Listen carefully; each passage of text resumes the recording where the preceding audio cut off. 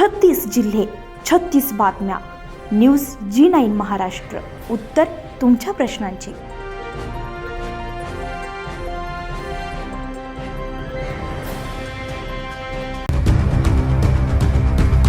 दिनांक 12 फेब्रुवारी 2026 हिरा ते चांदूर बाजार रोडवर भीषण अपघात. सुदैवानं कुठलीही जीवितहानी झाली नाहीये. अमरावतीवरून चांदूर बाजारला निघालेली गाडी क्रमांक MH31 FR 4579 या गाडीला गिट्टीने भरलेल्या ट्रक क्रमांक MH27 BX 7600 या भरधाव ट्रकनं कारला धडक दिल्यामुळे कारचं मोठ्या प्रमाणात नुकसान झालंय. हा अपघात शिराळा गावातील चांदूर बाजारकडे जाणाऱ्या गावातील मध्यभागी असलेल्या रस्त्यावर झालाय. या अपघातासंदर्भात गावकऱ्यांशी चर्चा केली असता गावकऱ्यांचं म्हणणं असं झालंय की गावातील याच जागी बरेचसे अपघात झालेत आणि याच अपघाताचं मुख्य कारण म्हणजे रस्त्यावर स्पीड ब्रेकरची कमी. चांदूर बाजार नेणारे वाहन सुद्धा भरडा वेगाने येत आहे आणि अमरावती येथून येणारे वाहने सुद्धा वेगाने येत आहेत.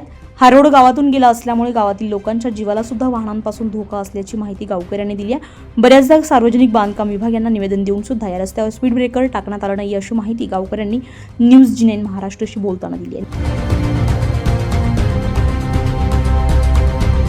G9 महाराष्ट्रामध्ये आपल्या सर्वांचं स्वागत आहे. आपण या ठिकाणी बघू शकतो की आज शिराळा या गावामध्ये अमरावतीकडनं चांदूर बाजाराला जात असताना एका गाडीला गाडी क्रमांक MH31 FR 4579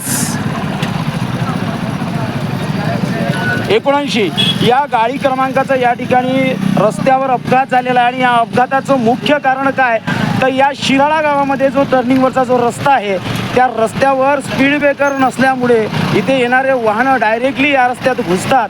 त्याचाच कारणाने आज हा या ठिकाणी अपघात झालेला आहे.